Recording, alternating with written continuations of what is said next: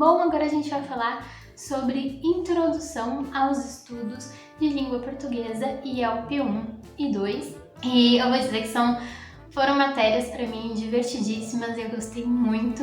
Divertidíssimas, né, porque assim, foi um caos, eu estudei durante a pandemia, então foi um caos, foi ali um trabalho quase por semana, foi apresentando seminário a cada, eu acho que 2 semanas por aí. Foram disciplinas exaustivas porque eu precisei me dedicar muito para elas, porque era sempre trabalhos diferenciados. Então eu fiz podcast, eu fiz videocast, eu fiz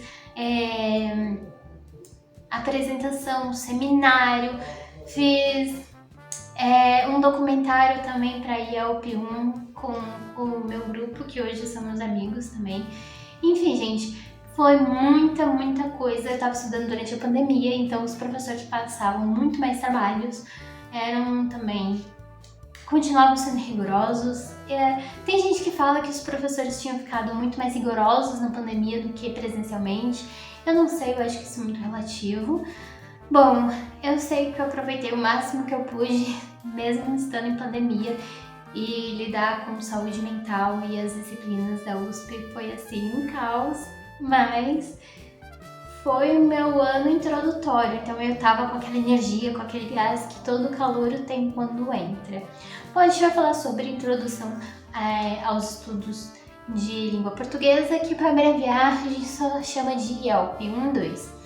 Lá no primeiro semestre, a gente vai ter uma introdução sobre o que é isso, né? O próprio nome já diz, eu sei, mas a gente vai ver em que pé estamos nas pesquisas acadêmicas de língua portuguesa. A gente vai ter também contato com a historiografia portuguesa, da língua portuguesa, não só portuguesa, né? Então a gente vai ver textos em galego português, vamos ver os textos mais antigos escritos na língua portuguesa, os documentos, como que a gente pode ter acesso a eles, né? Então é muito comum ter contato com a notícia do torto, que é um dos textos escritos em língua portuguesa, mais antigos já registrado, e ele se encontra na Torre do Tombo, em Portugal. E essa disciplina, IELP 1 e 2, o propósito delas é oferecer ali pra gente não só um vislumbre acadêmico de onde estamos com os estudos da língua portuguesa, mas a gente entender o português falado no mundo inteiro. A gente vai ver as diferenças entre o português, não só o português brasileiro de Portugal, mas o de Macau, o de Cabo Verde, regiões da Angola. O nosso próprio português aqui no Brasil, ele é extremamente distinto, extremamente rico, com os dialetos, sotaques, palavras que são mais usadas em determinadas regiões que outras regiões não conhecem. A gente vai ver também muito sobre como que foi sendo estruturado o nosso português. Porque o português de Portugal, por exemplo, o diminutivo de casa vai ser casita e não casinha. Por que essa diferença, né? Da onde vem esse nha, o nhê, enfim, a gente vai estudar muito sobre as influências das línguas africanas, das línguas indígenas, né? Também, muito. A gente vai ver também outras influências, como, por exemplo, o árabe, algumas outras coisas. E vai depender, claro, da linha de pesquisa do professor, mas tem essa base que é essas dicotomias do português. Nomes como Darcy Ribeiro, Matoso Câmara e até a Marli Quadros a gente vai conhecer.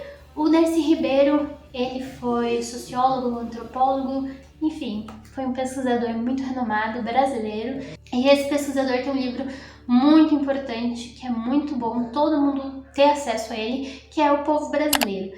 Tem um documentário, O Povo Brasileiro, que é a base desse livro. Está disponível aqui no YouTube, se eu não me engano. Vou deixar o link também na descrição para vocês darem uma olhadinha. E vai falar sobre as nossas raízes, nossas origens, como foi se dando a formação do Brasil, claro, com um enfoque também linguístico, né? Sobre como foi nascendo o nosso português. Coisas que a gente vai encontrar em IELP 1 vai ser formação histórica, pesquisa e ensino, variação e mudança, no caso, variação e mudança linguística do português, diferenças portuguesas que existem, como eu já havia falado, né? As diferenças, dicotomias entre os falares da língua, A gente também vai ver formação e implementação no Brasil, a gente vai ver contatos linguísticos, variedades regionais, sociais e individuais, dialetos e registros escritos em português. Como eu tinha falado, dos mais antigos, para entender as origens, a diferença.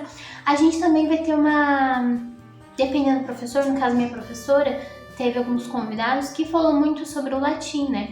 O latim clássico, o latim vulgar, e como que se foi construindo o português a partir do latim, né?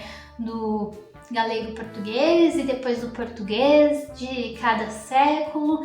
Foi assim, ficou muito assim gravado na minha mente, nas minhas lembranças essa aula, porque foi assim uma aula que para mim foi uma viagem incrível e que eu acho que hoje também é uma das responsáveis por eu amar o latim e querer tanto estudar o latim também. E eu sou super apaixonada pelos estudos portugueses, então eu amo a literatura brasileira quanto portuguesa. Eu acho assim extraordinário, e não só essas literaturas, mas literaturas africanas de língua portuguesa também, por exemplo, como de Cabo Verde, que é extremamente incrível a gente poder estudá-las. É muito incrível a gente poder ter esse contato e fazer alguns paralelos de estamos tão distantes, porém ainda falamos os mesmos temas, ainda conversamos com algumas coisas, como o Saramago ele costumava falar, né? Que há coisas que só quem fala português tem em comum, assim, eu acho que como nas outras línguas, mas que a gente tem uma conexão em comum, além de toda a nossa história trágica de formação, enfim, né? Em ELP 2 a gente vai ser apresentado as noções e possibilidades teóricas de tratamento do texto falado e características da oralidade em relação ao letramento e à escrita. O que isso quer dizer? Isso quer dizer que a gente vai poder estudar e entender a língua falada e a língua escrita. Vai ser ali os primeiros momentos que a gente vai ter em contato em descobrir o que é preconceito linguístico. A gente vai entender ali os dialetos portugueses, regionais, a gente vai entender os falários urbanizados, os falários interioranos, litorâneos também. A gente vai ver todas essas diferenças, né, do português, e principalmente com foco em a diferença na língua escrita e na língua falada. E também a gente vai entender várias características que contribuem para a fala, né? Vamos entender as diferenças entre classe social, letramento, né? Se influencia no nosso falar, o quanto estamos inseridos em alguma coisa, inseridos em algum determinado meio, como que isso pode influenciar a maneira como conversamos, como falamos, né? Isso é muito interessante. E vai ser um momento também que vamos entender que a gramática normativa, prescritiva, ela não rege a fala. A fala tem muito mais liberdade, tem muito mais musicalidade, tem muito mais coisas que a escrita não se compõe na escrita, né? E vamos entender também, vamos estudar sobre a fala dentro do mundo da escrita, né? Como alguns autores registraram isso. Eu lembro que a professora de ELP 2 que eu estava tendo aula com ela falava também sobre a literatura, né? Como que a fala foi para a literatura, e a gente citou bastante Graciliano Ramos também, né?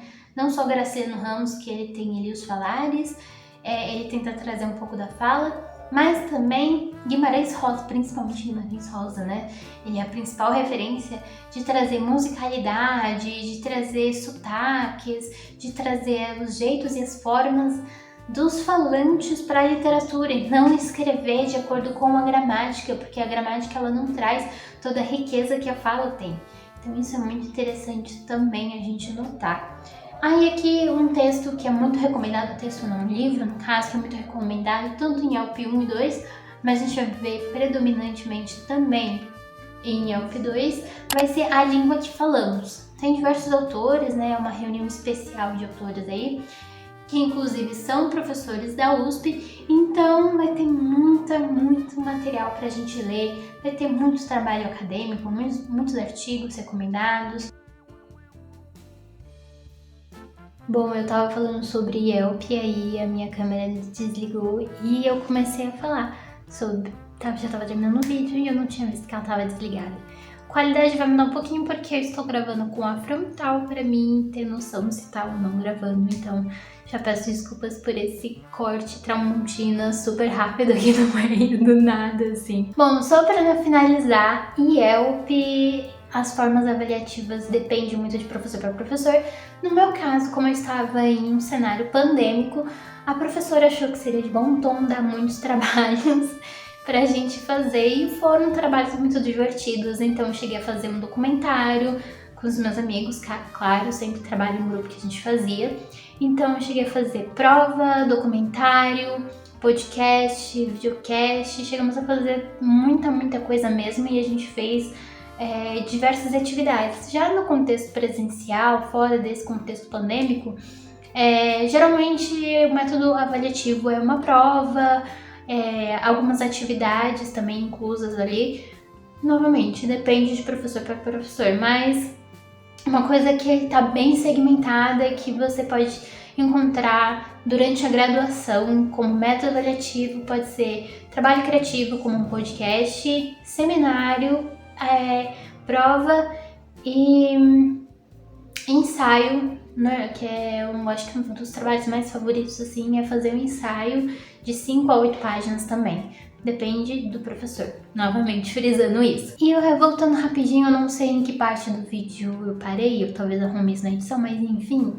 Em Yelp 2 a gente vai ver muito sobre a relação entre a língua e o seu uso, processamento de informações, gêneros falados, relação da língua escrita e da fala, e é o momento também que a gente aprende a transcrever a língua falada, pra gente fazer esse estudo, né, a diferença entre a fala e a gramática normal, o mundo da escrita e quais as diferenças principais e entender o que é preconceito linguístico, entender que na fala a gramática não rege, porém no mundo da escrita quem rege é a gramática. Minha geladeira ligou fazendo barulho, gente.